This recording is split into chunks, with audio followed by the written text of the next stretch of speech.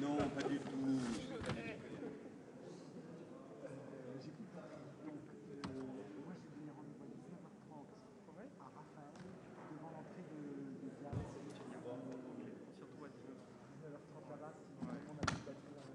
Je vous présente donc à ma droite Thomas Schlesser. Thomas Schlesser est historien de l'art et il est également responsable de la fondation Hans Hartung Anna Eva Bergman. Nous allons parler aujourd'hui même de Anna Eva Bergman, ce qui justifie sa présence. Voilà. Et moi, je suis Pierre Watt et je suis historien de l'art également.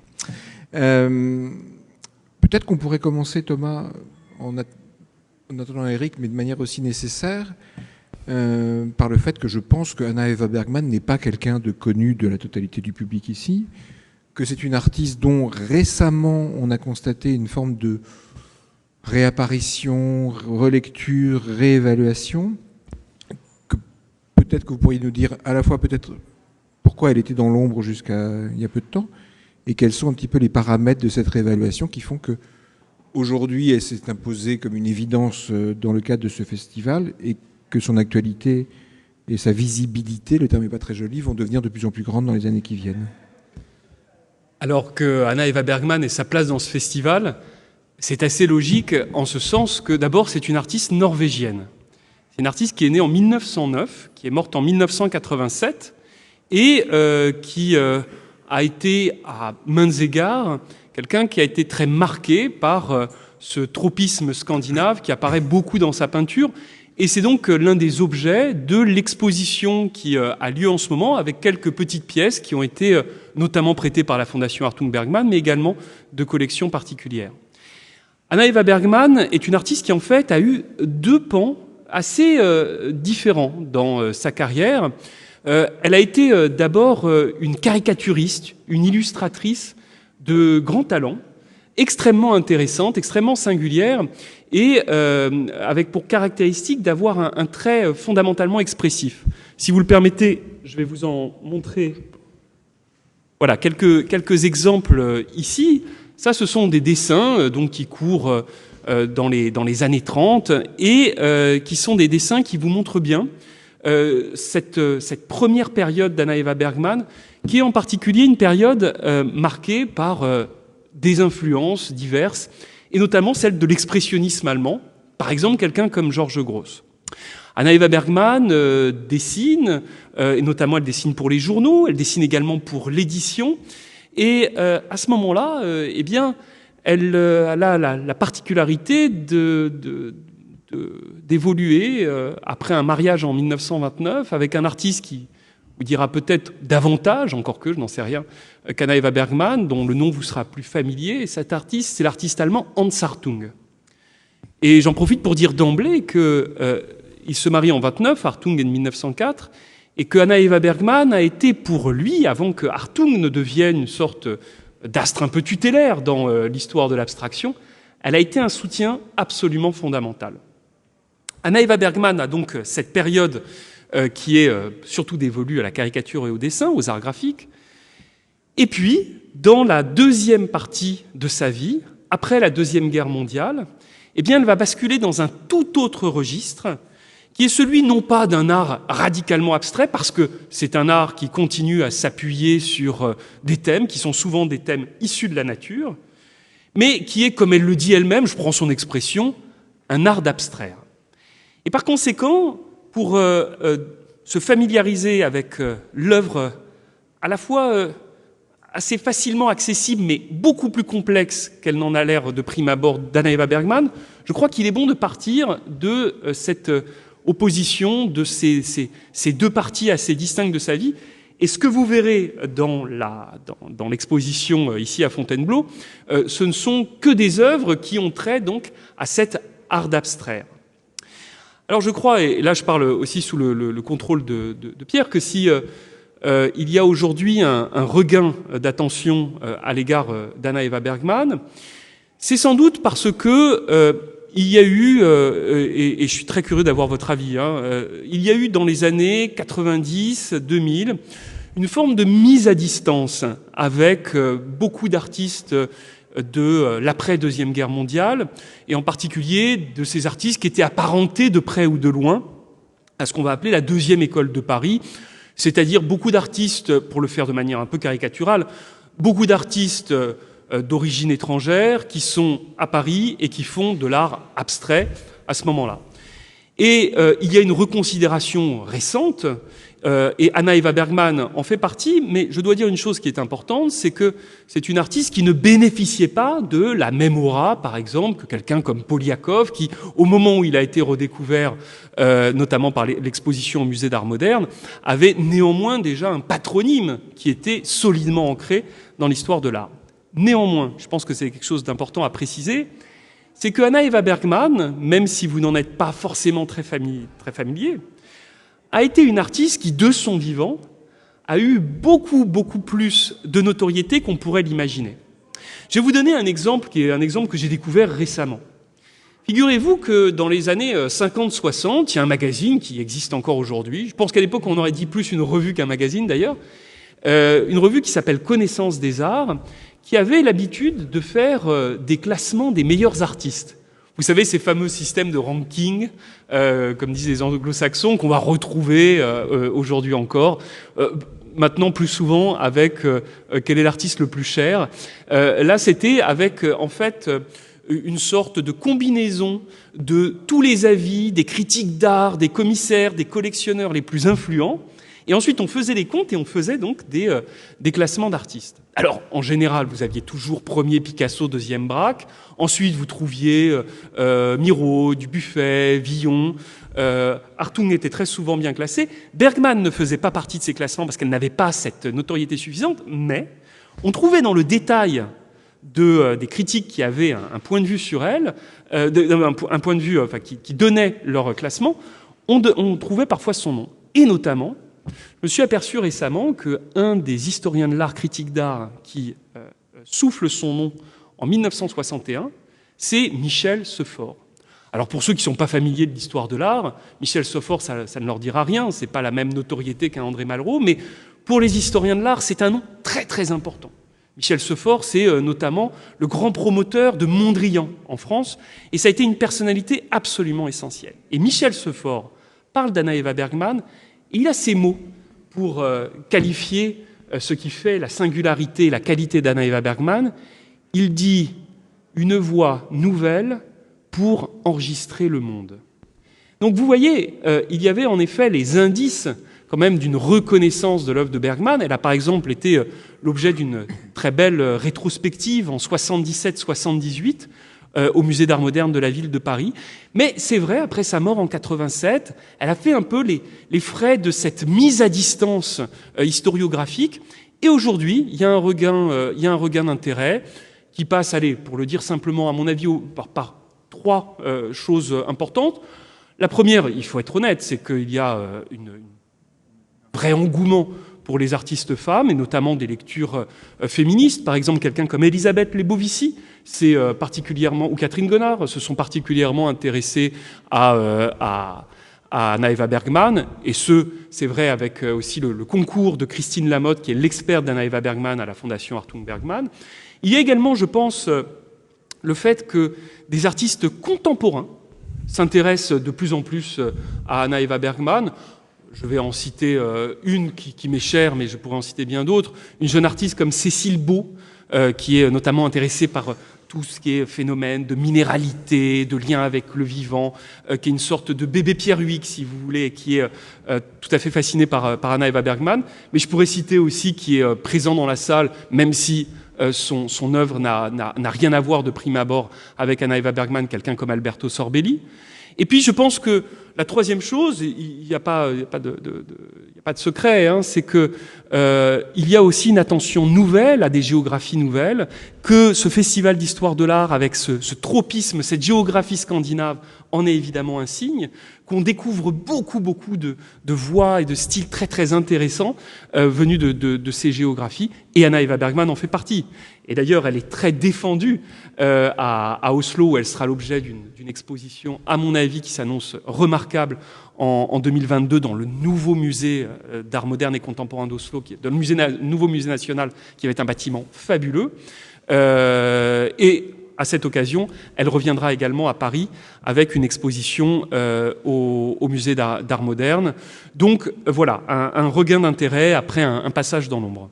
On pourrait peut-être réagir à deux choses que vous avez dites. Enfin, la première chose, c'est la question de femme artiste, qui me paraît une question très importante. Je pense que ça a été une des raisons aussi du fait qu'elle soit restée dans l'ombre, puisque Anna Eva Bergman était donc la femme de Hans Hartung, et je pense qu'en termes de notoriété, clairement, ça a occulté une partie de son œuvre, et aujourd'hui, quelque chose se renverse. Alors, il y a deux choses qu'il faut préciser pour les gens qui ne le savent pas, a priori, c'est que d'abord, la relation entre ces deux êtres est une relation tout à fait incroyable, puisqu'ils se rencontrent dans les années 20, ils se marient, ils vivent ensemble, ils construisent vraiment leur œuvre ensemble. Bon, d'ailleurs, on pourra dire un mot sur la question de la construction, puisqu'ils ont une œuvre, leur seule œuvre commune, c'est l'œuvre architecturale. Et puis, ils vont se séparer quelques années avant la guerre, pour des raisons d'ailleurs plus presque économiques, matérielles, plus que des raisons sentimentales. Elle a des problèmes de santé qui l'amènent à retourner en Norvège, et c'est une forme de misère presque qui va les séparer. Et plus que des raisons affectives, Hans Hartung est à Paris, il rencontre Julio González. Julio González lui présente sa fille Roberta, il épouse Roberta González. On arrive aux années 50. Dans un vernissage, ils retombent sur Anna Eva Bergman, et ils s'aperçoivent qu'en fait, leur histoire, dans leur tête, n'avait jamais terminé. Divorce avec Roberta González, qui lui dit « Ça aurait été pour quelqu'un d'autre, je ne t'aurais pas laissé partir, mais elle, je ne peux rien faire. » Et ils se remarient. Et ils recommencent jusqu'à la fin de leur vie. Donc c'est déjà, ça mérite quand même d'être raconté, pas pour réduire la petite histoire, mais parce que c'est quelque chose de très atypique, et qui dit aussi quelque chose de l'œuvre. Il y a une chose que vous faites à la Fondation, je suis bien placé pour le savoir, parce que moi je travaille sur Hartung, c'est que la Fondation a pour principe que les gens qui viennent travailler sur Hartung ne travaillent jamais sur Bergman, et réciproquement. C'est-à-dire vous veillez justement à ne pas tomber dans le femme 2, mari 2. Mais pour avoir écrit récemment sur Hartung, je me suis quand même interrogé pour savoir s'il y avait, puisque c'est un couple d'artistes, et deux grands artistes, s'il y avait une porosité quelconque entre leurs œuvres. Et ce qui est incroyable, c'est qu'il n'y en a pratiquement pas. Pratiquement pas. C'est-à-dire que le jeu classique des influences ou de l'un qui l'aurait emporté sur l'autre, il n'y a pratiquement rien. Il y a une chose, je n'ai pas pensé à porter d'image, mais il y a une œuvre qui est vraiment très très belle, mais vous pouvez peut-être le raconter mieux que moi, c'est Anna Eva Bergman qui, dans les années 70, je crois, fait une grande gravure sur bois, sur une planche de bois. Elle fait une gravure avec plusieurs traits sur cette gravure. Et Hartung voit la gravure, il la trouve magnifique, et il voit la planche de bois qui sert de matrice, et il la trouve superbe. Et il demande à Anna Eva Bergman l'autorisation d'utiliser cette gravure. Il prend la planche de bois, il la retourne, et au dos de la planche gravée par Anna Eva Bergman, il fait une gravure de Hartung. Et c'est absolument magnifique, c'est une sorte de totem. C'est exactement l'histoire de ce couple d'artistes, c'est-à-dire qu'ils sont collés dos à dos. Je pense qu'on ne peut pas mieux résumer la chose. Absolument. Sans sombrer dans la petite histoire, il faut en plus mesurer que donc ils divorcent en 1938, ils ne se revoient pas pendant 15 ans. Le vernissage pendant lequel Hartung et Bergman se retrouvent, alors que Hartung en plus a perdu une jambe à la guerre. C'est un infirme. Je ne parle même pas de l'âge qui a passé, mais et où ils retombent instantanément amoureux, tenez-vous bien, c'est une rétrospective de Julio González, c'est-à-dire le père de Roberta. Et en effet, ils retombent instantanément amoureux, ils le racontent et l'un et l'autre, et se remarient ensuite en 1957.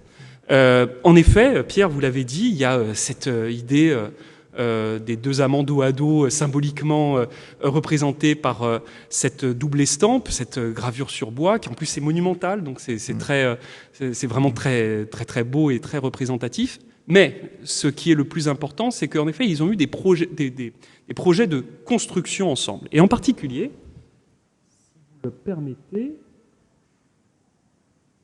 je voulais vous montrer ici une maison qui a disparu maintenant, malheureusement, et qui est une maison qu'ils ont élaborée à deux, à Minorque, donc dans les îles Baléares, au début des années 30, où ils restent de 1932 à 1934. Et cette maison, c'est une forme de petit paradis qu'ils essayent de se construire dans cet endroit qui, à l'époque, est absolument pas cher, et où ils se rendent, parce que, pour eux, c'est une manière de faire la vie d'artiste qu'ils ont envie de faire, sans devoir répondre de contraintes économiques auxquelles ils ne peuvent pas répondre. Pourquoi ? Pour le faire simple, Hartung s'attendait à la mort de son père à avoir plutôt un bon héritage. Finalement, il n'a rien.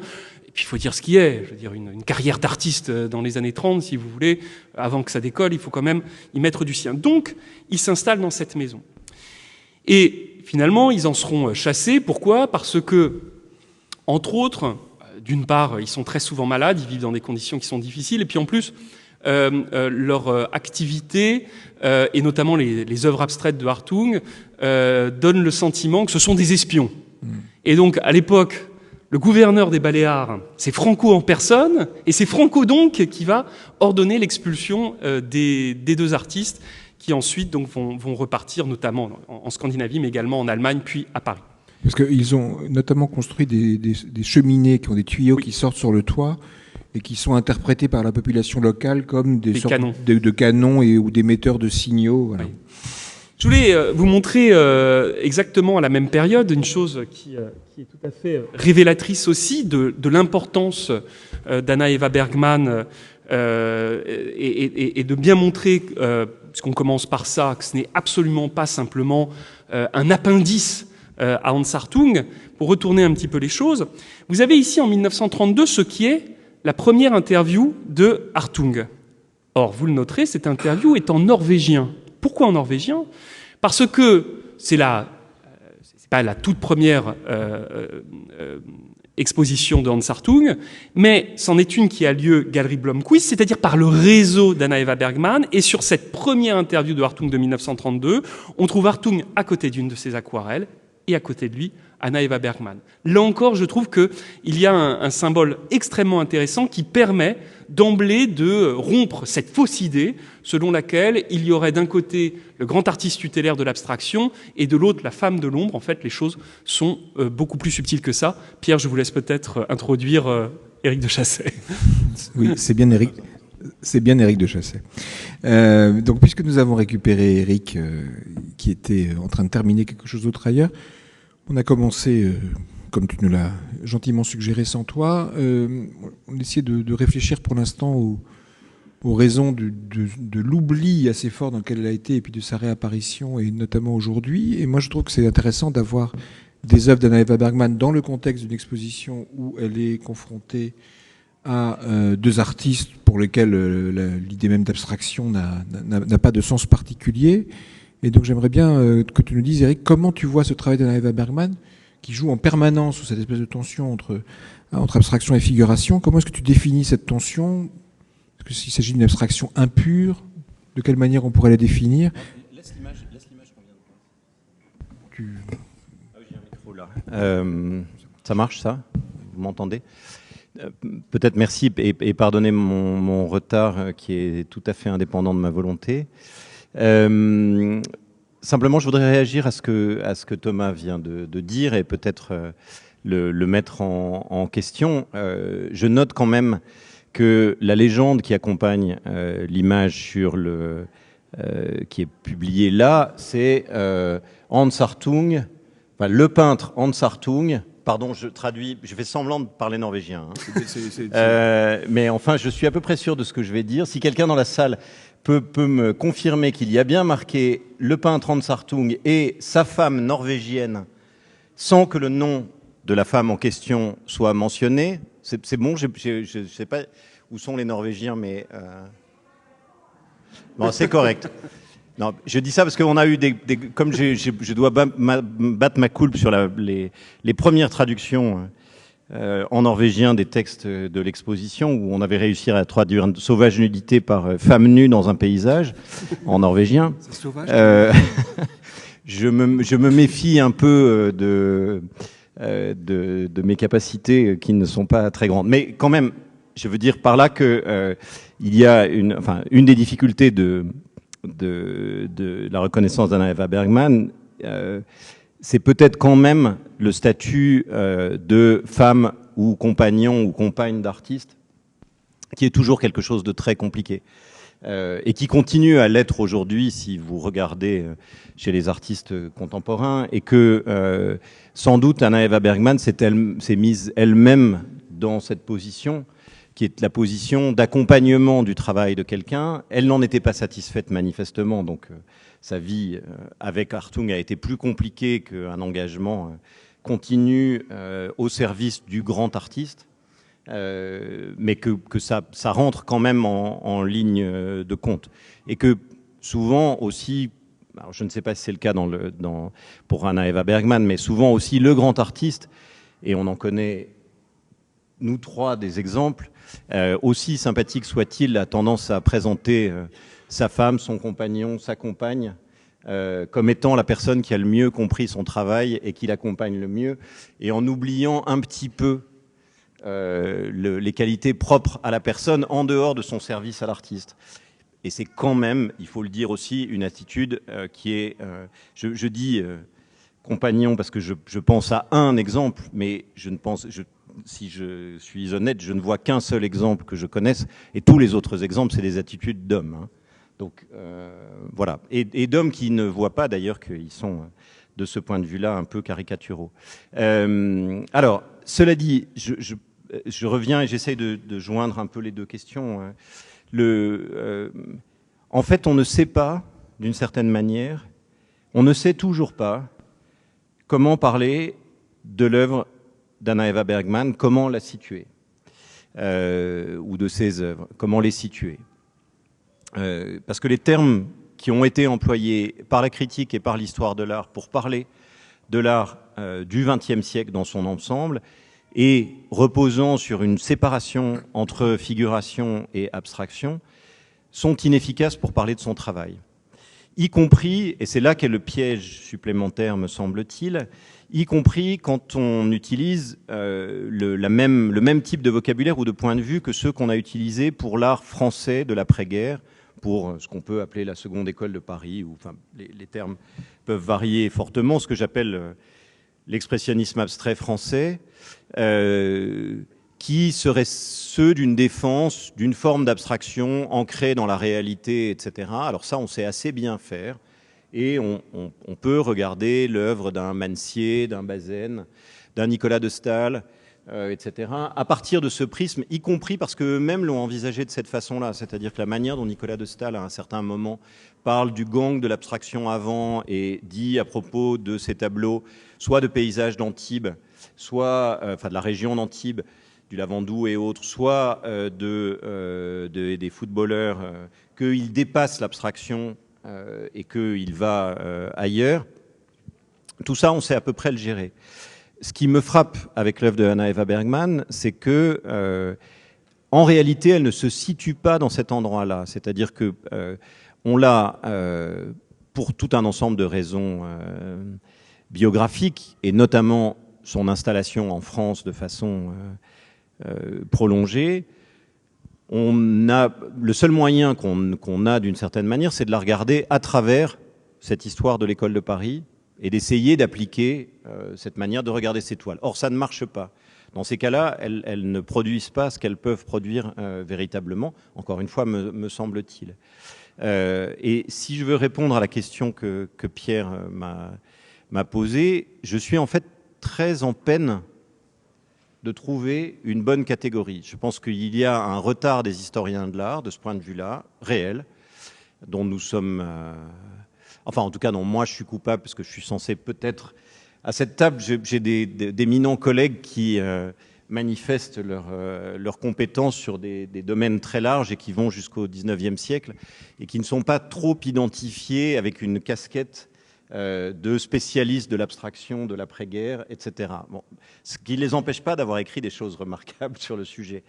Mais ils évitent la casquette. Moi, la casquette, je l'ai en plein. Et donc, je bats ma culpe sur le fait que nous n'avons pas trouvé, je n'ai pas trouvé, et donc c'est un appel à ce que d'autres le trouvent, la bonne manière de parler de ce type d'œuvre, où Anna Eva Bergman n'est pas seule, mais qui se situe ailleurs que dans cette opposition entre figuration et abstraction. Alors c'est vrai que l'exposition qui a lieu ici... Une des idées que j'avais en tête au moment de l'organiser, c'était de voir si, en regardant d'autres paradigmes, en mettant cela en regard d'une peinture dont je suis beaucoup moins le spécialiste que mes deux collègues, c'est-à-dire la peinture du 19e siècle, que si en faisant ce parallèle, on arrivait à déplacer un certain type de vision. Alors, je ne sais pas si ça le déplace vraiment. Il faut se donner le temps de la digestion quand on fait une exposition, en tout cas quand on essaye quelque chose. Donc pardon de ne pas répondre. Non mais, enfin, moi je pense justement que l'intérêt de l'exposition c'est cette confrontation, et j'avais été très frappé il y a quelques années, j'ai eu la chance de voir une exposition sur Balke à Londres qui était relativement importante. On retrouve quelques œuvres qui sont dans l'exposition d'aujourd'hui qui sont du même type, dans lequel il y a ce côté tellement étrange de la matière chez Balke qui est comme fouetté, qui est vraiment travaillé presque meringué à certains moments. Il faudrait utiliser des termes un peu culinaires, en sachant pas si c'est bon ou dégoûtant d'ailleurs. Il y a quelque chose qui joue un petit peu sur une sorte de mélange. Et là, je pense que ça permet, enfin, Balke aide à regarder Bergman et réciproquement, puisqu'il y a vraiment ce travail sur la matière, comme une sorte de matière du monde, quelque chose de cet ordre-là. Moi, je voudrais entendre peut-être Thomas sur ce sujet, mais sur cette question du paysage, puisque Thomas commençait à expliquer que Hartung et Bergman avaient construit leur maison ensemble. Vous avez montré celle de Majorque. On pourrait montrer ce qui est aujourd'hui la fondation Hartung Bergman, qui est la maison qu'ils ont construite ensemble à Antibes, et avec ce détail qui n'en est pas un, qu'on perçoit dans une des images, qui est que quand ils ont construit cette maison dans ce champ d'oliviers, l'un de leurs soucis communs a été de construire la maison sans attenter à la nature qui était là, et en respectant tous les arbres, en faisant en sorte de ne pas en couper, etc. Et vraiment, il y a tout ce rapport d'intégration. Et ça, je pense que c'est aussi une chose qu'ils avaient véritablement en commun. Donc, Thomas, je ne sais pas comment vous voyez les choses, mais le mot nature est un peu galvaudé, mais tant pis, mais il y a une sorte de souci dans le rapport à la nature qui, chez elle, prend parfois une dimension claire, me semble-t-il, spirituelle, et qu'on peut déjà voir dans l'exposition d'aujourd'hui autour de cette question du voyage, de ce retour en pays natal. C'est peut-être quelque chose d'autre. Parmi les spécialistes aujourd'hui qui travaillent sur Anna Eva Bergman, il y a quelqu'un qui a notamment fait sa thèse sur l'horizon, qui s'appelle Céline Flécheux. Et Céline Flécheux, dans un article sur Anna Eva Bergman, rapprochait Bergman d'une phrase de Baudelaire sur l'univers sans l'homme, qui est une question qui m'intéresse également, parce que en effet, dans les œuvres d'Anna Eva Bergman, il y a un passage assez spectaculaire de la caricature, donc dans les années 30-40, qui est complètement concentré sur la figure humaine, vers des thèmes qui l'écartent définitivement. C'est-à-dire que vous ne verrez plus jamais une représentation humaine chez Bergman à partir du début des années 50. Bon. Ce faisant, il y a évidemment deux moyens, à mon avis, d'aborder la question. Il y a un premier moyen qui est, disons, une lecture formaliste, un peu autonome, l'intériorité de l'œuvre, son fonctionnement interne, et c'est d'autant plus valable chez Bergman que, en réalité, chez elle, il y a une mobilité d'un thème à un autre qui fait que, d'une certaine façon, ce sont les motifs qui, par déplacements successifs, construisent la carrière de Bergman. Je voudrais vous montrer une chose à ce sujet assez étonnant. Vous avez ici, sur le côté gauche, un feuillet manuscrit d'Anna Eva Bergman qui, en fait, explique comment elle passe de ce qu'elle appelle un thème, mais on pourrait dire un archétype, un motif, ce que vous voulez, comment est-ce qu'elle passe d'un thème à l'autre. Et comment est-ce que, par exemple, ces représentations archétypiques d'une pierre peuvent muter et devenir finalement une série d'univers. Comment, en se concentrant d'abord sur la représentation d'une racine, eh bien, peut finalement germer une série qui est arbre. Comment, en se concentrant d'abord sur une montagne, simplement par l'ajout d'un petit rectangle, cette montagne devient maison, etc., etc. Donc, une forme de mobilité interne qui fait toute la caractéristique de Bergman, qui est obsédé par l'idée du rythme. Rythme à l'intérieur des tableaux, mais rythme d'un tableau à l'autre, chose tout à fait classique, expression évidemment spatiale, mais expression également temporelle. Et puis il y a une deuxième manière, je pense, d'aborder l'ensemble de ces archétypes qui constituent le monde d'Anna Eva Bergman. c'est évidemment l'emprise de la nature. Je sais, c'est comme des mots comme beauté aujourd'hui, ce sont des mots, ou comme style, ce sont des mots qu'on voudrait mettre surtout complètement de côté parce qu'on les trouve vieillots, connotés, tout ce que vous voulez. Mais il n'empêche, je veux dire, Anna Eva Bergman est tout à fait claire dans ses propres textes. Les expériences physiques qu'elle peut faire, par exemple, lors de ses différents voyages au Finnmark, c'est-à-dire dans le nord de la Norvège, ou dans le bassin méditerranéen, ce sont des expériences qui sont décisives dans sa peinture. Et en particulier, que sent-elle, que constate-t-elle quand elle fait ses voyages au Finnmark? C'est que la massivité de la nature environnante lui apparaît comme transparence. C'est-à-dire un mélange, une combinaison absolument saisissante et très très difficile à exprimer entre ce qui fait le plein et ce qui fait le vide, en ce qui fait la matière et l'immatériel.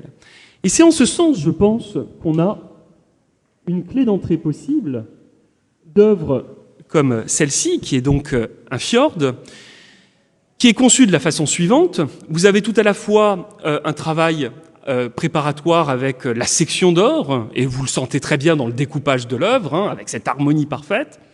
Et puis ensuite, une apposition très méticuleuse de feuilles de métal, une technique qui, chez Bergman, a été apprise pendant qu'elle a son deuxième mariage avec celui qui est son beau-père, Christian Lange, qui est architecte et notamment spécialiste de l'architecture médiévale, mais qu'elle avait déjà un petit peu senti, vu en 1928 quand elle est à Vienne. Elle fait une partie de ses études à l'école des arts décoratifs de Vienne.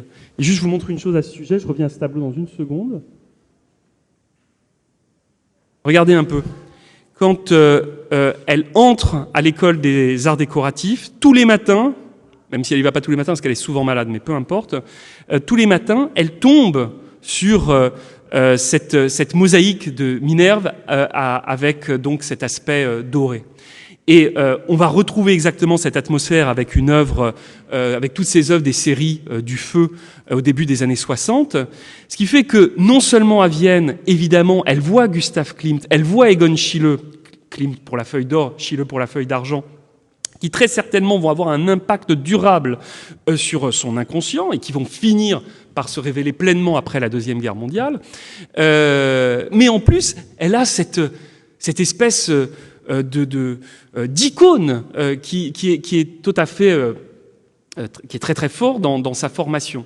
Vous voyez, quand on n'a pas 20 ans et qu'à chaque fois qu'on entre dans le lieu de sa formation, on a ça devant les yeux, évidemment qu'il vous en reste quelque chose. Toute petite anecdote, je vous promets, extrêmement rapide sur Anna Eva Bergman à Vienne en 1928. En fait, elle se forme donc dans une classe où il y a également un sculpteur que peut-être certains d'entre vous connaissent, un sculpteur autrichien très intéressant qui s'appelle Fritz Wotruba. Et Bergman et Wotruba, ce seront les deux qui auront la plus belle carrière dans cette classe de 1928. Et figurez-vous que ce sont les deux qui sont le moins présents. Pourquoi ? Parce que Bergman est souvent malade et Wotruba parce qu'il est extraordinairement dissipé et il est en permanence élève à problème. Et ce sont finalement ces deux-là qui vont émerger. Voilà. Fin de la parenthèse, mais à cette époque-là...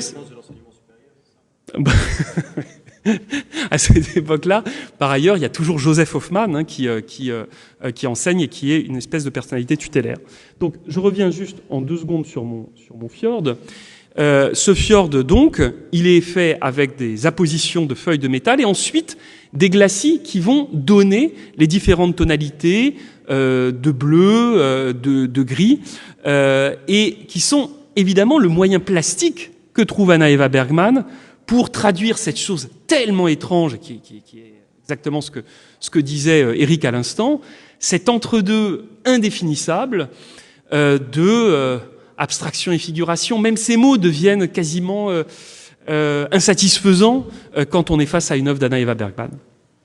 Alors, Éric, dans l'exposition, tu as choisi de montrer quelques photographies. On sait que le rapport d'Anna Eva Bergman au paysage est également lié à la question de la photographie, au voyage, soit des voyages qu'elle a fait seule au Finlande, soit un long voyage en 64, si ma mémoire est bonne, qu'elle fait dans le Nord avec Hartung et dont ils reviennent avec des milliers de photographies. Il y a d'ailleurs une photographie clairement de Hartung et l'autre peut-être d'Anna Eva Bergman. Est-ce que peut-être tu peux dire d'abord pourquoi pourquoi cette présence de la photographie. Je trouve intéressant cette espèce d'ambiguïté pour savoir qui a fait quoi et de quelle manière ça peut nourrir la peinture. Alors, en fait, bon, première chose, j'ai volontairement choisi de ne pas montrer des photographies elles-mêmes, mais d'intégrer simplement des reproductions de photographies aux panneaux de salle, qui sont des panneaux d'explication qui peuvent donner des pistes aux visiteurs. Pourquoi ? Parce que cette question de rapport, et y compris dans l'exposition, hein, ça m'a posé un petit problème au moment de la sélection des œuvres, quand on était à la Fondation avec Thomas Schlesser et puis dans des réflexions autour de cette visite à la Fondation. En réalité, on peut avoir le sentiment qu'il y a un rapport extrêmement fort à un paysage spécifique, sauf que on trouve des œuvres qui ont les mêmes caractéristiques que ces références à un paysage spécifique, qu'on va dire un paysage du Nord, comme Fjord par exemple, encore que Fjord, un fjord au sud de la Norvège, c'est pas la même chose qu'un fjord plus haut, etc. En tout cas en termes de lumière, en termes de présence de la neige, de la glace, de tout ce genre de choses.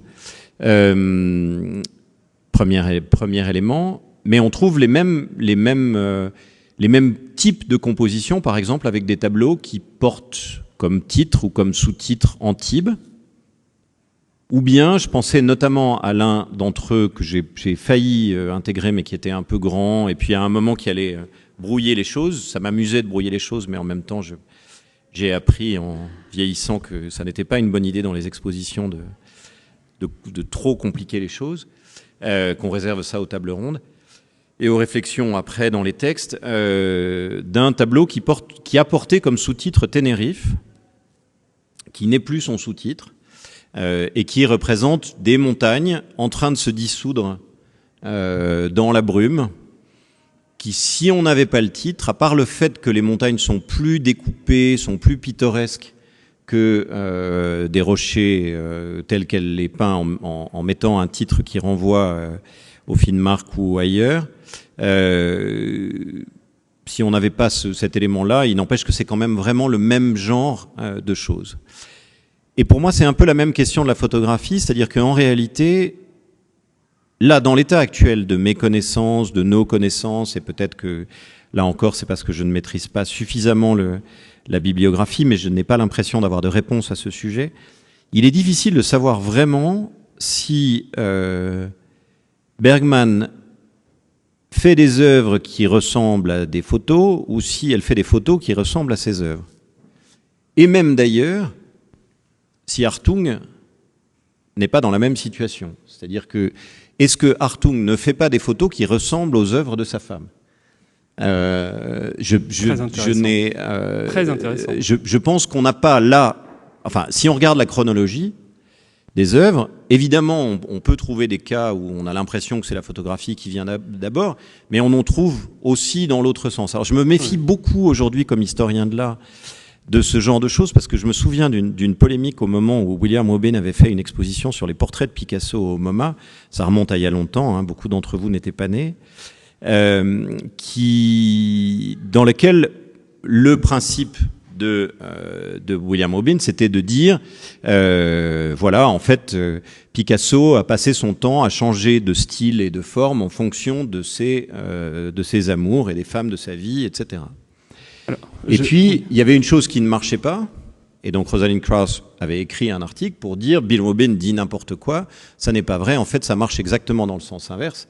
Picasso a trouvé les femmes qui correspondaient à ce qu'il avait envie de peindre.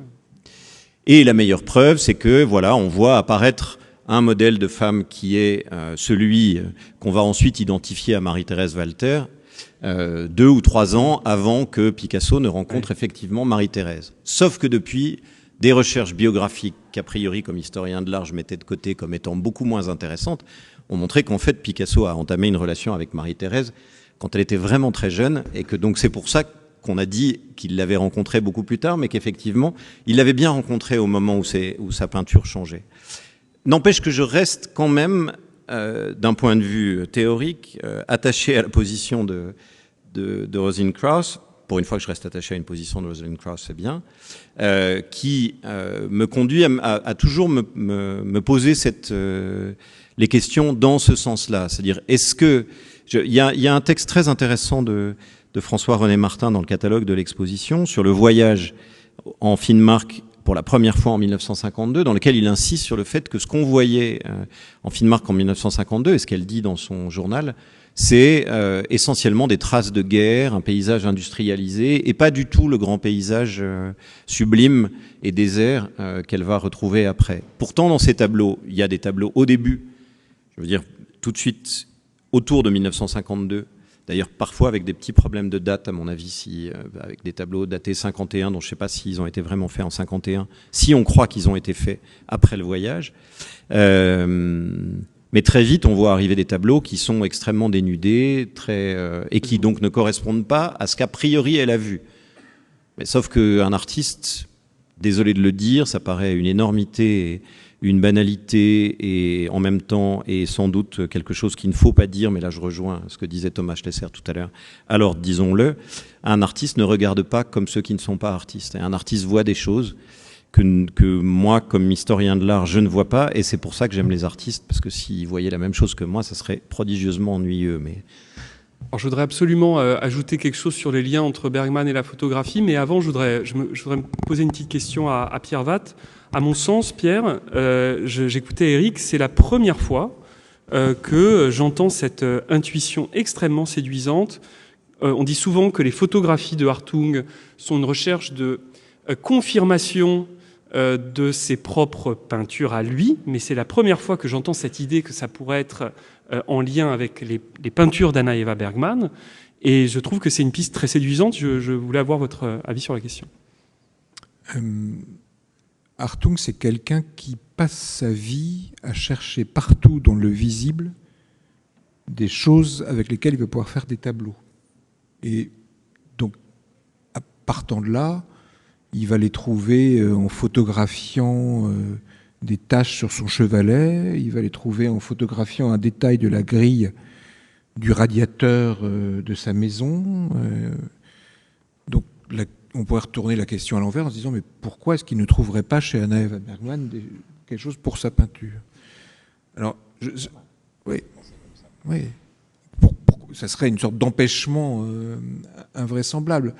Enfin, oui, ce que tu dis, Eric, c'est vraiment c'est sur la manière dont les artistes regardent. C'est ce que dit Baxendal, c'est-à-dire que quand Hartung regarde le monde, il regarde toujours le monde selon Hartung, avec sa propre image en tête. Et quand Anna Eva Bergman photographie le monde, c'est la même chose.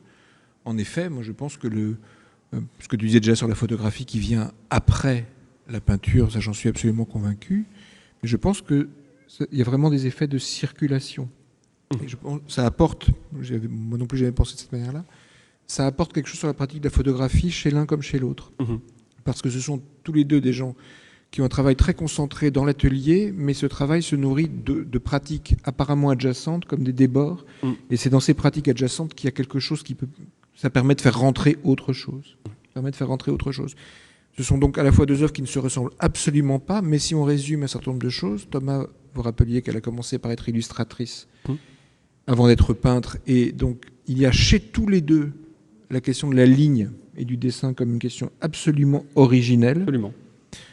Et Hartung, il est graveur avant d'être peintre. C'est ce que dit Rainer Messen. C'est pas un peintre graveur, c'est pas un peintre qui grave son œuvre, c'est un graveur qui peint son œuvre de graveur. Complètement inversé. Et chez elle comme chez lui, il y a cette prééminence du trait, même dans des œuvres où on ne le voit plus de cette façon-là. Il y a cette pratique de la photographie comme manière de s'excentrer.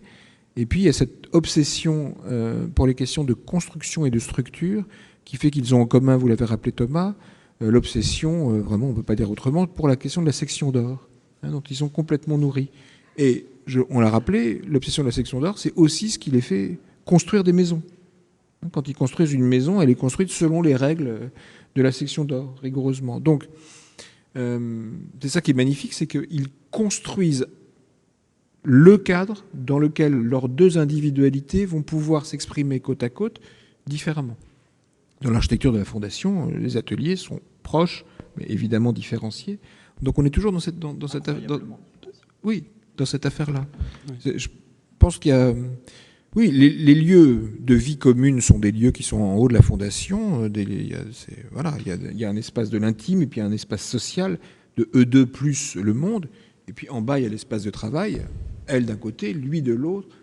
La taille n'est pas du tout la même. D'ailleurs, Éric, te faire réagir aussi là-dessus. On parlait du format des tableaux. Alors évidemment, l'exposition appelait plutôt du petit format pour des raisons de faisabilité. Même si dans la première salle, on a le sentiment que vous avez accroché les tableaux sur un buren, mais je pense que c'est plutôt la décoration du château du 19e. Oui, je suis le seul à avoir remarqué que c'était un buren. C'est très frappant chez Bergman, cette présence. Enfin, si on veut du tout petit format chez Bergman, on en trouve sans aucune difficulté.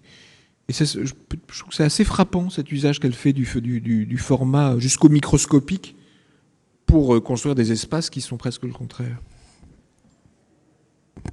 Alors ça, c'est la chance c'est la chance de l'exposition, en fait, que de travailler dans un espace contraint à chaque fois et du coup de devoir prendre des décisions qui correspondent à cet espace et qui, à un certain moment, on se retrouve comme dans une espèce de laboratoire et qui serait un laboratoire de l'historien de l'art à taille réelle, alors que la plupart de nos laboratoires sur nos recherches, nos enseignements, nos livres, sont des laboratoires qui sont un peu moins limités. On peut les faire durer ce que l'on veut, leur faire prendre l'ampleur que l'on veut, etc. L'espace d'exposition contraint tout de suite à un certain nombre de choix. Et dans ce cas-là, effectivement, il n'y avait pas d'obligation du choix du petit format, parce qu'après tout, j'aurais pu décider de montrer des billards de taille raisonnable et de n'avoir qu'une petite aquarelle de Leipzig et une petite aquarelle en main privée, et puis de ne pas montrer le grand tableau du Louvre et de montrer plutôt un grand tableau d'Anna Eva Bergman. Mais quand même, effectivement, la chose qui était naturelle, c'est de partir sur les petits formats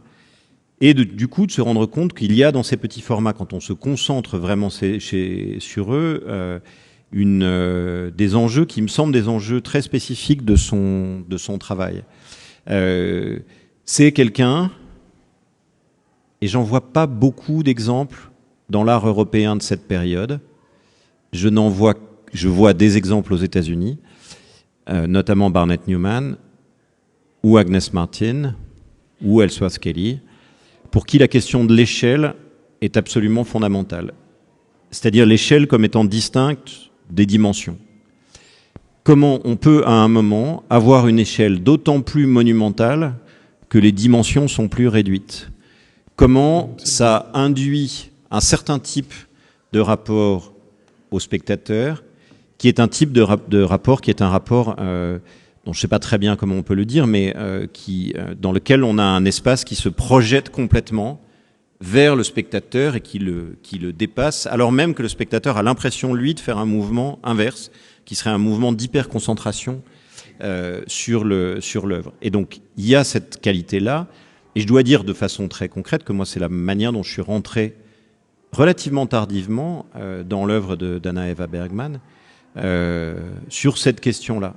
Et il y a une chose assez étrange quand je fais ce parallèle avec les Américains, et c'est drôle que on ait de ce point de vue-là, c'est tout à fait, ça n'est évidemment pas une coïncidence, mais qu'on ait cette œuvre reproduite, c'est que effectivement, il y a un rapport à la question de la temporalité qui a à voir avec la question des dimensions, pour des raisons qu'il faudrait vraiment développer, qui est de l'ordre du hors-temps à un certain moment, et qui est la question de Barnett Newman, par exemple, de façon absolument évidente, et qui fait qu'on peut avoir des très grands tableaux, mais on peut aussi avoir des tout petits tableaux, et qui est des qualités encore décuplées de ce point de vue-là.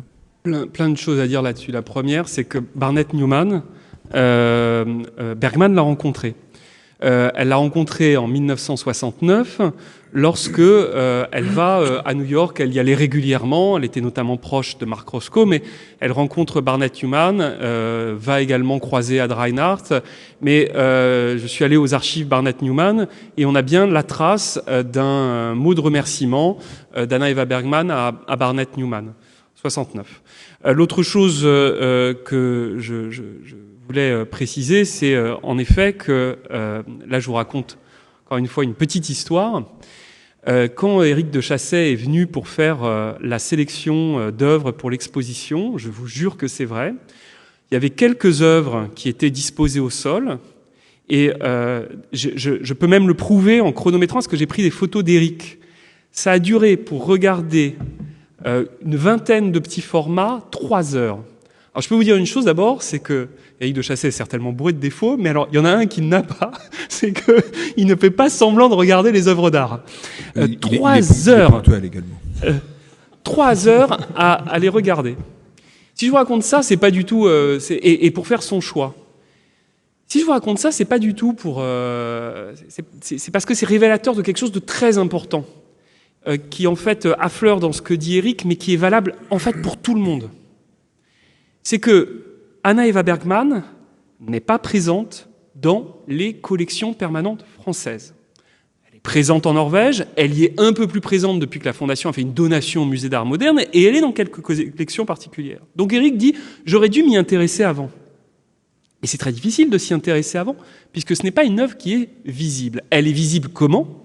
Simplement par la reproduction. Or, la reproduction d'Anna Eva Bergman est toujours très, très satisfaisante. Pourquoi ? Et j'en reviens donc à ce que je voulais dire tout à l'heure, parce que Anna Eva Bergman est une artiste proprement infotographiable. Pourquoi est-ce qu'elle est infotographiable ? Tout simplement parce que les jeux avec la feuille de métal la rendent très, très difficile à prendre, à saisir avec un appareil photo. Je vous ai parlé tout à l'heure de la mobilité nécessaire, de la mobilité qu'il y avait au sein même de ces thèmes. Mais de même, ces œuvres sont extrêmement mobiles en fonction de la qualité lumineuse de l'environnement et en fonction de la position du regardeur dans l'espace. Donc, pour le coup, prendre une photo d'Anna Eva Bergman, c'est à chaque fois... vous allez me dire, c'est valable de tout artiste. C'est pas vrai. Vous avez des artistes qui sont parfaitement faits pour la photographie. Je vous en donne un exemple très simple. Gustave Caillebotte est un artiste qui se prête très très bien à la photographie. D'ailleurs, photographe lui-même et son frère également, mais peu importe, c'est pas ça le problème. Alors que Monet est un artiste qui se vit très différemment quand on est en présence de l'œuvre ou quand on le voit en photographie. On va arrêter les comparaisons avec Hartung, mais il est vrai que Hartung est un artiste qui se prête très très bien à la photographie des œuvres. Bergman, ce n'est pas le cas. À tel point d'ailleurs qu'on pourrait dire que les seules bonnes photographies de Bergman sont en règle générale les photographies de ses œuvres en noir et blanc. Vous avez ici une vue de l'exposition de 77-78 au Musée d'art moderne, où en effet je trouve que les œuvres sortent bien. Et quand vous les montrez reproduites en couleur, en comparaison de ce qu'elles donnent, c'est absolument insatisfaisant. Par exemple, cette lune, que vous avez peut-être vue pour certains d'entre vous à l'exposition sur la nuit au Centre Pompidou-Metz, quand vous la voyez in situ, c'est complètement autre chose que quand elle est photographiée. Et ce qui est d'autant plus intéressant, c'est que l'art d'Anna Eva Bergman, par le biais de l'utilisation de la feuille de métal à partir des années 50, c'est un art qui a un pouvoir, je dirais, de génération lumineuse. C'est-à-dire, non seulement c'est un art qui capte la lumière, comme n'importe quel objet dans l'espace, ça va de soi, mais qui cherche à la projeter. Un peu comme un artiste qui a été pour elle absolument décisif dans les années 20 et 30, qui est Turner, cher Pierre. Parce que Bergman est beaucoup passé par Londres, où était sa mère, et où elle a été très très marquée par Turner, dont elle va dire qu'elle va un peu l'abandonner après. Mais vous savez, cette obsession du régulus, hein, c'est-à-dire j'ai la paupière coupée et je suis une absorption pure de lumière jusqu'à l'aveuglement, c'est aussi quelque chose qui nourrit considérablement l'œuvre de Bergman.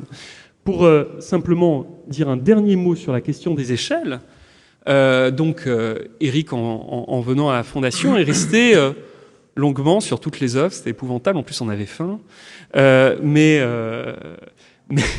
Mais en particulier sur celle-ci, qui est une toute petite œuvre que vous allez pouvoir voir dans l'exposition à Fontainebleau, qui en plus a un titre absolument miraculeux, Hortense sans date, 1972. Et qui était un cadeau que Bergman avait fait à Hartung. Et regardez l'échelle, vous avez à côté, c'est juste un petit extrait de planche contact, où vous avez donc la bibliothèque d'Hartung et Bergman à Antibes, qui était une bibliothèque sans livres, et juste au-dessus du bon chien qui est en train de se Vauban qui est en train de se... Je ne sais pas si c'est Vauban ou Vampire, Pierre, mais comme vous êtes expert en chien... Problème d'attribution.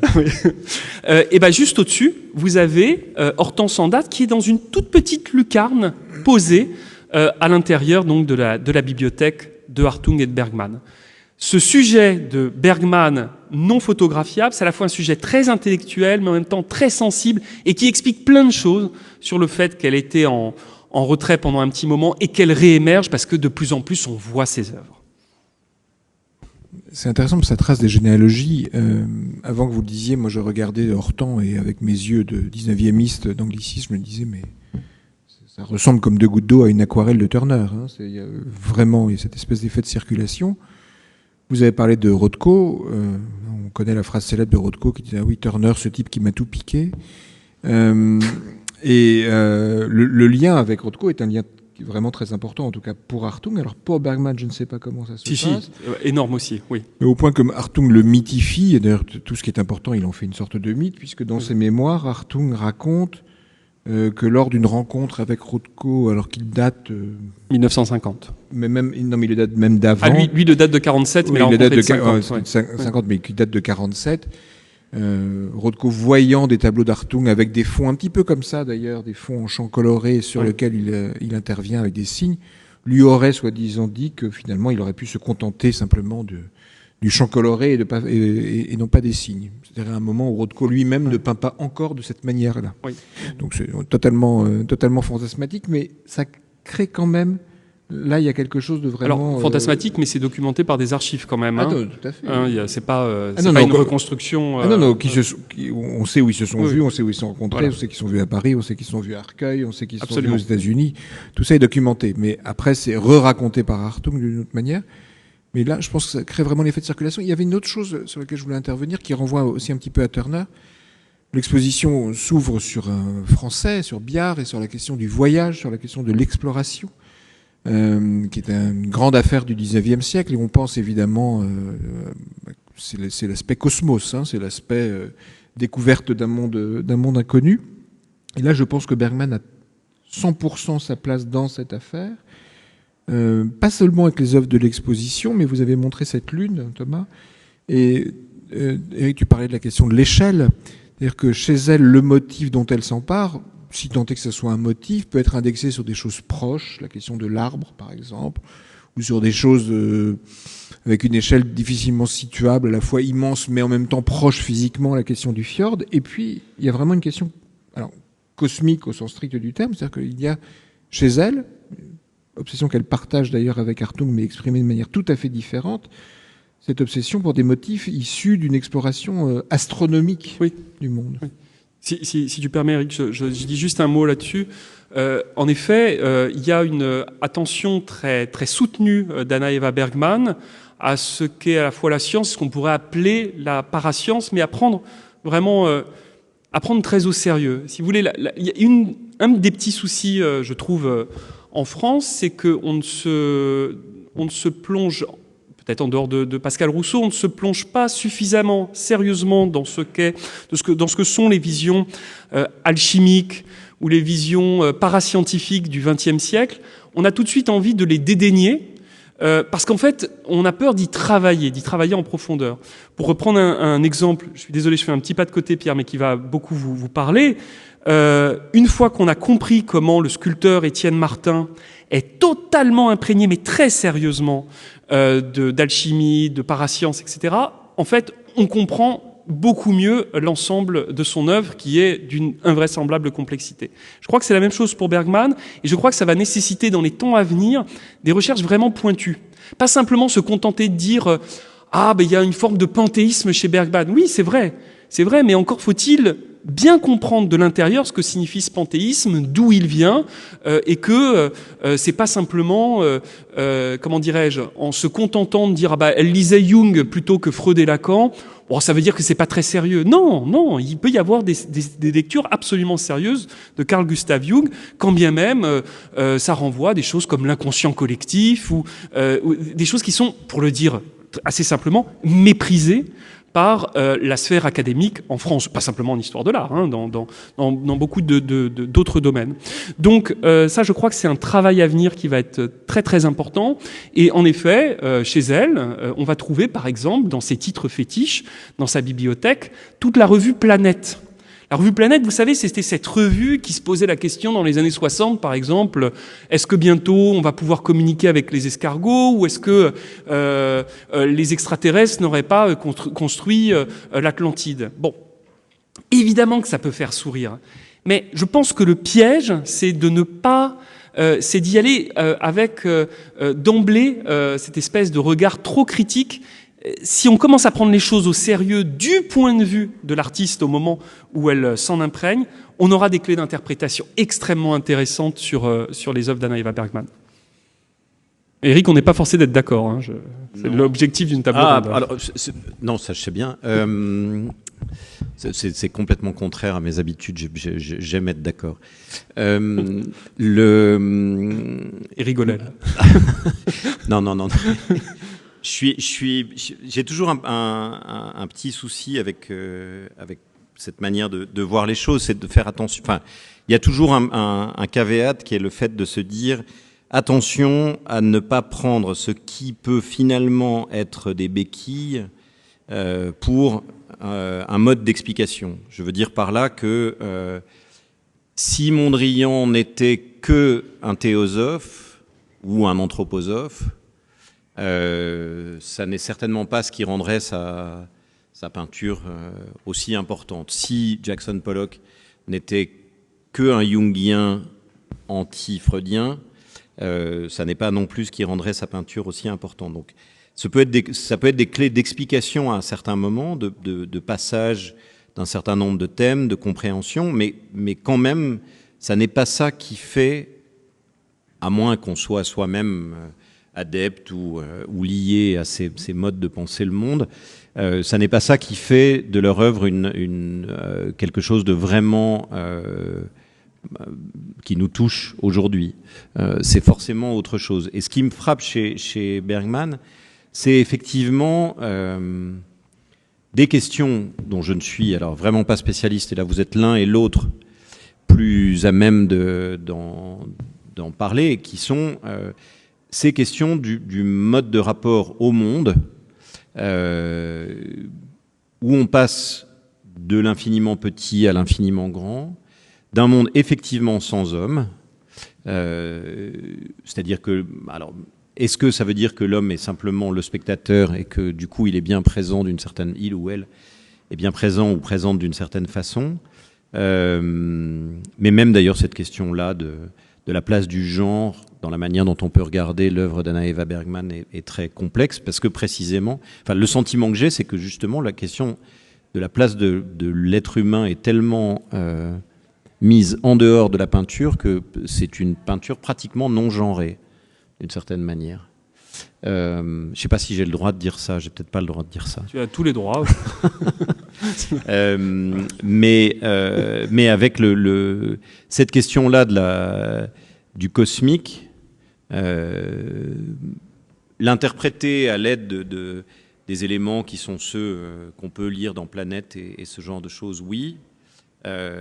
Encore une fois, à condition de ne pas le ramener à un facteur d'explication générale. Bien sûr. Et peut-être effectivement, en tout cas c'est ce que propose l'exposition, hein, que la manière dont ça s'ancre dans un type de rapport au monde, qui est un rapport au monde qui est, et ça c'est un autre facteur d'explication de la manière dont on l'a pas regardé pendant un certain temps, qui est finalement plus proche de celui du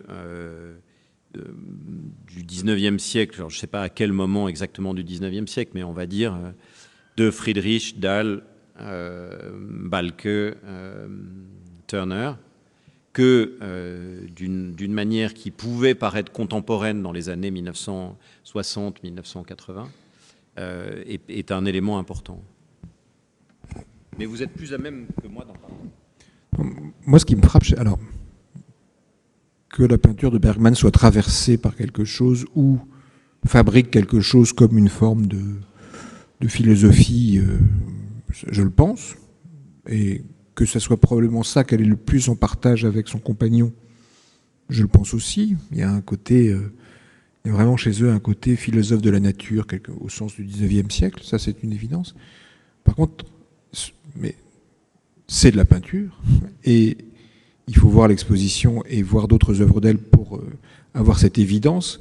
C'est peut-être pas genré, en effet, mais c'est peut-être l'univers sans l'homme, mais pourtant, moi, je trouve que c'est aussi une peinture qui est incroyable, où il y a une physicalité extrêmement forte.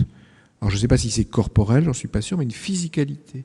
Plutôt une physicalité renvoyant à une conception d'une physique globale du monde. Et d'ailleurs, pour ça que le chien se roule devant le... Absolument, dont on ne sait pas si c'est Vampire ou Vauban. Mais physicalité, vraiment, parce qu'une des choses qui est frappante face à ces œuvres, dans leur matérialité, ça il faut vraiment les voir, le problème de la reproduction en effet, c'est le rapport à la question des lois de la pesanteur. Ce sont des œuvres qui, même petites, ont un effet de présence qui donne la sensation du poids. Et puisqu'elle travaille beaucoup sur les questions de ligne d'horizon, l'orientation de l'œuvre et le rapport au sol et ce qu'on peut ressentir physiquement face à elle, pour moi, ce qui fait vraiment la prégnance et la force de cette œuvre-là, c'est d'abord cette sensation-là, il me semble. Oui, peut-être. Absolument, oui. Absolument. Il faut que nous passions la parole à la salle, absolument. C'est l'heure. Je ne sais pas s'il y a un micro qui peut se promener. Enfin. Éric de Chassé, vous avez dit que c'est une peinture qui est sans genre et que l'être humain est en sorte en dehors de la peinture d'Anna Eva Bergman. Est-ce que cela veut aussi dire qu'une lecture féministe est même pas possible parce que c'est une peinture sans genre ? Si, évidemment, une lecture féministe est possible. Je pose la question je n'en ai pas pour l'instant lu de vraiment convaincante. Tu vas te faire des copains encore, pas des copines. Oui, bravo. oui, mais avant que tu arrives, je précisais qu'Elisabeth Lebovici avait écrit Catherine Gonard. Elle a écrit une chose qui est tout à fait passionnante, mais dans laquelle la question de la présence du féminin dans le travail n'apparaît pas beaucoup. C'est-à-dire que souvent, ça n'apparaît que sous la forme de l'utilisation des matériaux décoratifs, de la feuille métallique, de la feuille d'argent, de la feuille d'or, etc. Pour moi, c'est très problématique parce qu'en arrière-plan, il y a cette idée que le décoratif, le mineur, aurait à voir avec cette question du statut de l'artiste femme. Et peut-être une des choses qui m'a vraiment passionné dans la confrontation avec Balke de Bergman, si je m'arrête sur cette confrontation-là, pas celle avec Bia, c'est l'utilisation de techniques décoratives dans un cas et dans l'autre pour produire quelque chose qui peut paraître un gros mot, effectivement, mais puisque Thomas l'a utilisé, je le réutilise, c'est-à-dire pour produire de la beauté, et que je ne suis pas sûr que ça ait à voir avec la question du féminin. En revanche, qu'on insiste, vous voyez, je l'ai fait tout à l'heure, sur qu'est-ce que c'est que la place de la femme dans un couple d'artistes comme question vraiment fondamentale. Qu'est-ce que c'est ? Est-ce que effectivement le fait que l'atelier de Hartung soit très très grand et l'atelier de Anna Eva Bergman soit assez petit, est-ce que ça veut dire quelque chose ? Oui, évidemment, ça veut dire quelque chose. Est-ce que c'est entièrement lié à la question du genre ? Je n'en suis pas certain. Si on essentialise la question du genre, en revanche, en le posant comme une question de la sociabilité, une lecture sociale de la vie des artistes, de leurs conditions de travail, des attentes du public à leur égard. Ce qui est évident, par exemple, c'est qu'elle a si je prends au sérieux cette question-là, je réfléchis en parlant, mais la question de ne pas se trouver obligée de faire des grands formats parce que elle est un homme, elle évite d'être un homme, donc. Un homme, dans les années 50-60, plus encore qu'après, ça fait des grandes choses. Ça montre... il faut qu'il y ait du geste, et c'est un des problèmes de Hartung. Ça a été un problème dans la postérité d'Hartung à un moment que de montrer que, en fait, ces gestes, c'était des petits gestes. Alors ensuite, pour arranger les choses, il s'est mis à prendre des grandes sulfateuses, et alors là, dans le côté masculin qui arrose une surface plus grande que soi, là, on y est vraiment, là. Mais ça donne des œuvres absolument passionnantes, hein, je le dis. Mais peut-être que dans cette question de la limitation du format, il y a quelque chose qui a à voir avec ce qu'on peut attendre d'un artiste femme par rapport à ce qu'on peut attendre d'un artiste homme. On peut aussi peut-être préciser juste sur le plan biographique qu'Anna Eva Bergman a été, on peut le sentir, quelqu'un d'incroyablement indépendant, qui, toute jeune, sont des détails, mais assez signifiants, dès les années, le début des années 20, fait du tennis, va au cinéma, vit aussi sans père et avec une mère quasiment absente, qui compte beaucoup dans sa vie, qui s'appelle Bao, mais qui avait la particularité d'avoir fondé une méthode de gymnastique dont Bergman sera non pas le cobaye, mais en tout cas un modèle, y compris un modèle photographique. Donc quelqu'un qui a une vie très, très indépendante et qu'elle gardera même quand elle est avec Hartung. En revanche, il y a peut-être un aspect, je ne vais pas dire décevant, mais en tout cas un peu frustrant, c'est que dans les nombreux textes qu'on a, à aucun moment, en tout cas à ma connaissance, mais je ne connais pas les archives en norvégien de Bergman par cœur, loin de là, il faudrait encore les traduire, je ne parle pas le norvégien, donc mon accès aux archives est aussi limité par les traductions qu'on a à la Fondation pour le moment. Il n'y a pas de signe évident, patent, de militantisme féministe, absolument aucun, ni dans la bibliothèque, ni ailleurs, alors très très très indirect, et dans ces textes, pas vraiment non plus. Voilà. Sur ça, il faut peut-être ajouter quand même, mais là encore, je parle sous le contrôle de certains de nos amis qui sont présents dans la salle, ou certaines de nos amies, le statut de la femme en Norvège dans les années 1920-1930 n'a pas grand-chose à voir avec le statut de la femme en France dans les mêmes années. C'est-à-dire qu'on est dans une société qui est une société beaucoup plus égalitaire, à la fois sur le plan social, de façon absolument évidente, mais aussi sur le plan des genres. C'est-à-dire que l'indépendance des femmes en Norvège, dans cette période-là, est infiniment supérieure à celle des femmes en France à la même époque. Elles font des études, elles voyagent, en tout cas dans des milieux qui sont les milieux du type de celui de Anna Eva Bergman.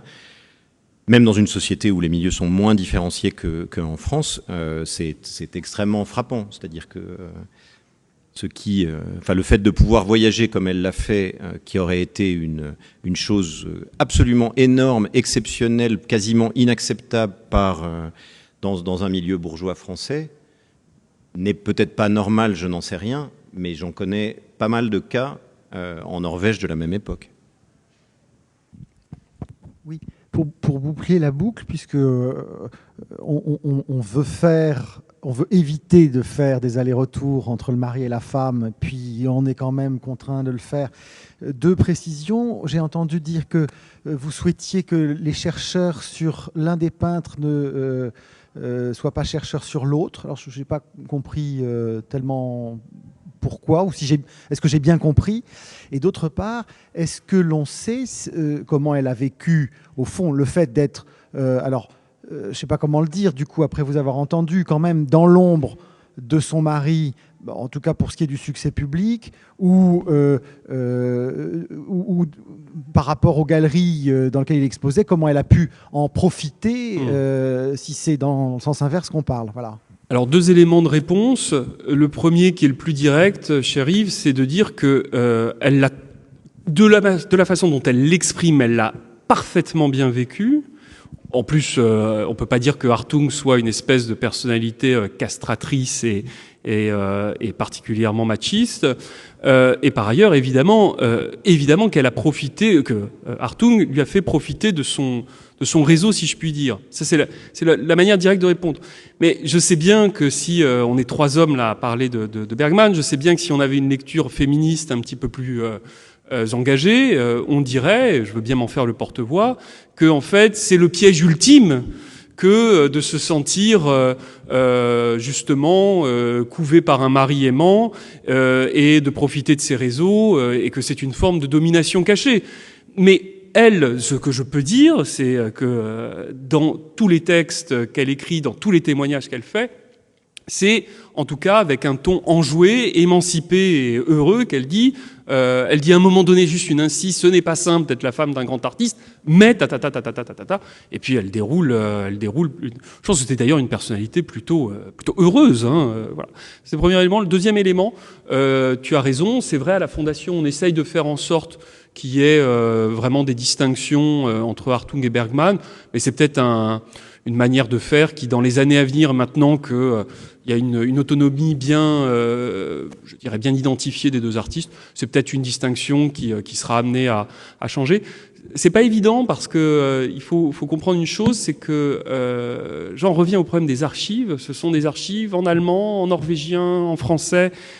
Tout ça est mêlé et demande donc une forme de maestria culturelle et linguistique pour vraiment faire un travail tout à fait complet et honnête intellectuellement. Je ne sais pas si l'anecdote que je vais raconter est juste ou pas, enfin est vraie ou pas, mais en tout cas, un artiste qui a aujourd'hui 60 ans à peu près m'a raconté que quand il était étudiant au tout début des années 80 à l'école des Beaux-Arts de Marseille, il était venu voir. Il y avait eu un voyage de classe en quelque sorte pour venir à Antibes rencontrer Hans et Anna Eva et que grosso modo, les enseignants et les étudiants s'étaient tous intéressés à Hans et pas à elle, et que lui s'était intéressé à elle et était allé la voir dans l'atelier, et qu'elle était quand même extrêmement contente, et lui avait dit qu'elle était très contente qu'un étudiant s'intéresse à elle plutôt que de s'intéresser toujours au grand artiste. Mais je ne sais pas si c'est vrai, parce que... Non, ça fait pas de doute. Il faut mesurer ce que veut dire notoriété de Hartung à l'époque. C'est-à-dire que c'est pas juste une histoire de couple d'artistes. C'est-à-dire qu'au moment où ils se remarient, ça coïncide, il y a certainement sa part, avec un démarrage de notoriété en flèche chez Hartung dans l'après-guerre. Ce qui fait que Hartung, le Hartung de la fin des années 50, début des années 60, c'est juste un des artistes les plus célèbres de sa génération. Oui, en 60, il a le Grand Prix de la Biennale de Venise, donc je sais pas, l'équivalent d'une Palme d'Or ou donc c'est en effet. C'est le Jeff Koons de sa génération. Oui. Les comparaisons d'Éric de Chassey ne seront pas enregistrées sur. Il raconte n'importe quoi. C'est un atelier, c'est quelqu'un qui gagne extraordinairement bien sa vie, qui produit considérablement. Il faut produire aussi. On est dans un. Oui, alors avant Jeff Koons, il y a un petit côté. Oui, c'est une fabrique. Il y a un petit côté Warhol aussi. Donc, il y a vraiment quelque chose de cet ordre-là. Il y a un moment où on est dans un succès qui génère quelque chose. Et donc, effectivement, il faut imaginer aussi la vie de cette femme dans ce contexte-là. C'est d'où l'intérêt et la nécessité d'une approche féministe pour poser cette question-là. C'est forcément cette question. Il y a quelque chose. À quoi a-t-elle renoncé et pour quelle raison? Mais il y a forcément quelque chose de cet ordre-là. Merci. Merci beaucoup. à vous. Merci. Merci.